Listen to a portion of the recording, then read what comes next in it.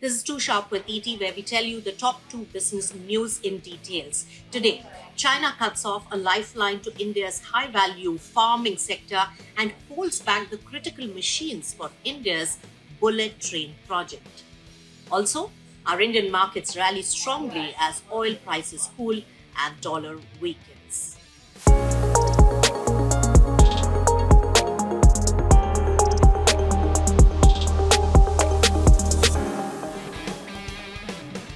No ban, but no fertilizer either. China has halted exports of specialty fertilizers to India for 2 months now. And these are non-subsidized inputs that really boost the high-value crops such as fruits and vegetables. China hasn't really banned them. It is just not clearing the Indian shipments at customs. Now, this also exposes India's agri-dependence. India imports over 80% of these fertilizers from China, and industry insiders say that this is the first complete stop in 5 years that they have seen. Shipments are stuck in a grey zone, neither rejected nor released. And India's industry association calls it a silent blockade.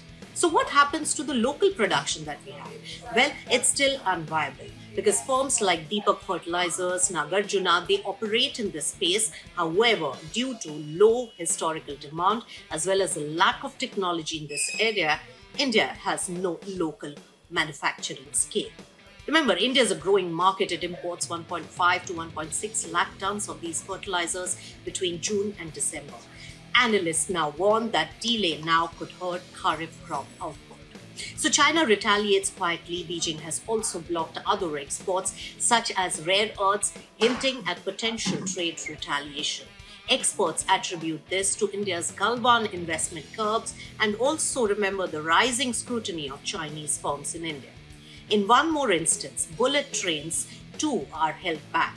So 3 German-built tunnel boring machines for about 1.08 lakh crore rupees, Mumbai to Ahmedabad bullet train projects are stuck at Chinese ports.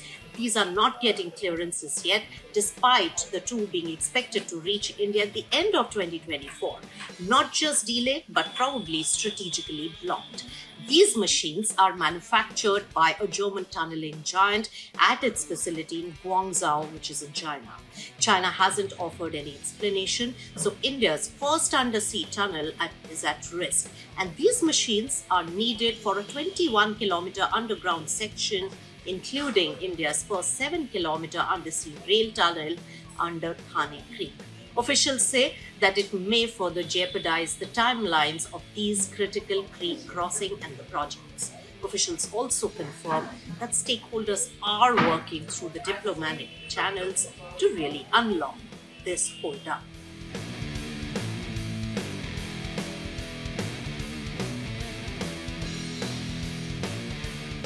Now, Indian markets rally today as oil cools and dollar dips. Sensex surged today 1,000 points. The stock markets had a broad-based rally with Nifty rising over 300 points above 25,500.